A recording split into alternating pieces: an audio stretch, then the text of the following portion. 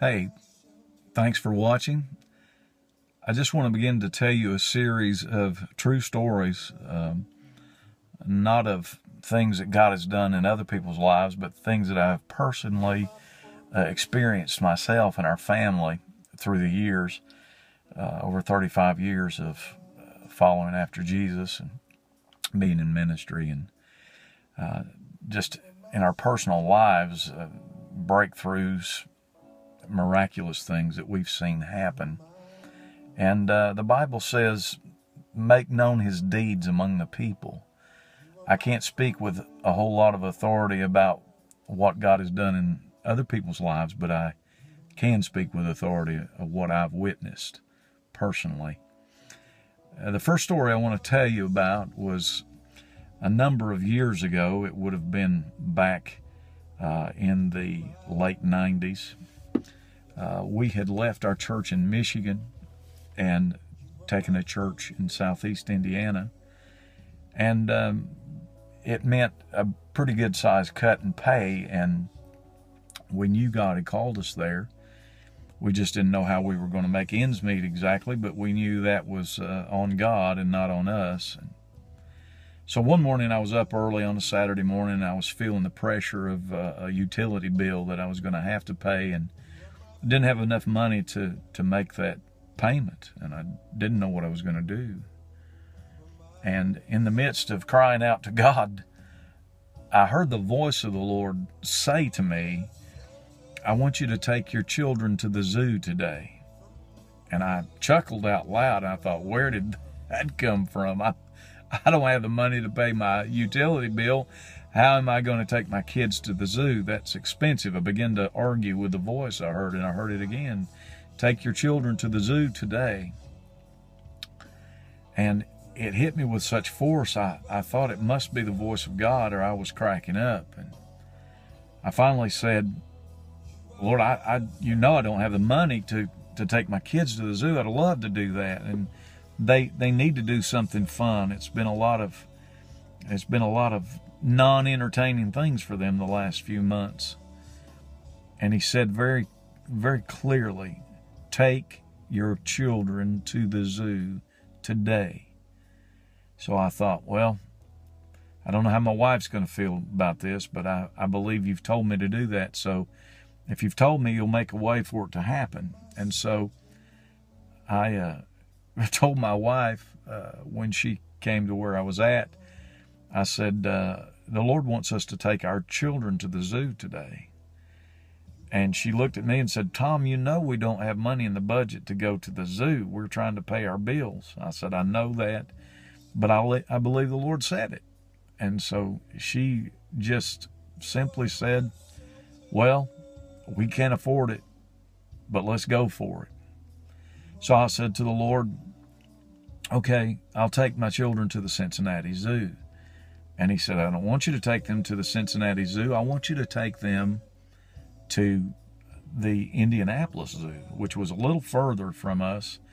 And I'd heard a little more expensive than the Cincinnati Zoo.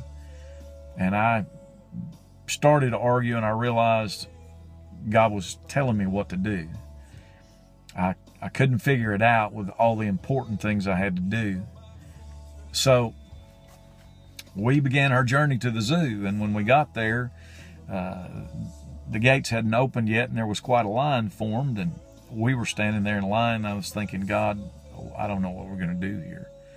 I don't know how we're going to make this happen. And maybe 75 or 100 people up from me, a lady stepped out of the line and began to wave her hand and say, sir, sir. And she caught my eye, and I said, are you speaking to me? And she said, yes, I am. Come here. And so I excused myself from my family and walked up and said, yes, ma'am. And she said, would you like some tickets to get in here? And I said, are you serious? And she said, yes, I'm very serious. I want to give you these tickets. I hope it will be good for you. And I said, oh, ma'am, anything will help. And she said, well, I have 6 tickets. I said, there's 6 people in my family, ma'am. And she laughed and she said, well, that's awesome.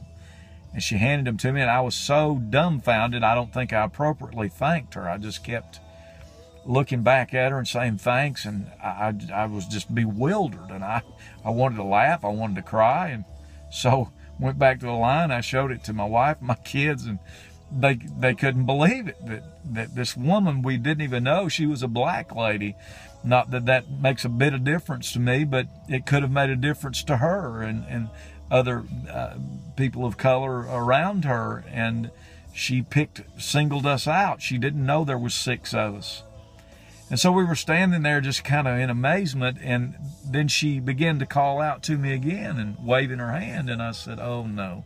She said, come here, sir. I said, oh, she's changed her mind. And my heart sank, and I walked up to where she was at, and I said, yes, ma'am. And she said, I'm so sorry. And I thought, oh, here we go. She said, I forgot to give you these 6 meal tickets, and you could have knocked me over with a feather. I just about lost it right in front of her. And I again thanked her and showed her all the appreciation I could, and turned around and walked back to the line. And that day was a day I'll never forget. I don't think my kids will ever forget it, how God provided out of the blue, provided for us. I'm really glad I didn't go to the Cincinnati Zoo that day. I'm really glad I listened to the voice of God. And I just want to sum up what I've said to you by saying this. Luke 12:7 says, even the very hair on your head are numbered, are all numbered. Jesus said that. Jesus cares certainly about the critical things, the big things in your life, but I've learned over the years He cares about little things that you can live without, things that are not of utmost importance. He cares about that. He cares about our children. He cares about them growing up and seeing His care for them. And I just want to say to you today, God cares for you. Every detail of your life, He's got every hair in your head numbered. He loves you, and if you'll call out to Him, He'll meet you where you're at. He knows what you're going through right now. So why don't you, whether you're a Christian, a child of God, why don't you ask Him about some things that are important to you right now, and watch what He does. Believe Him, expect Him, trust Him. He will do supernatural things on your behalf. He's real. He's there. God bless you. Thanks for watching.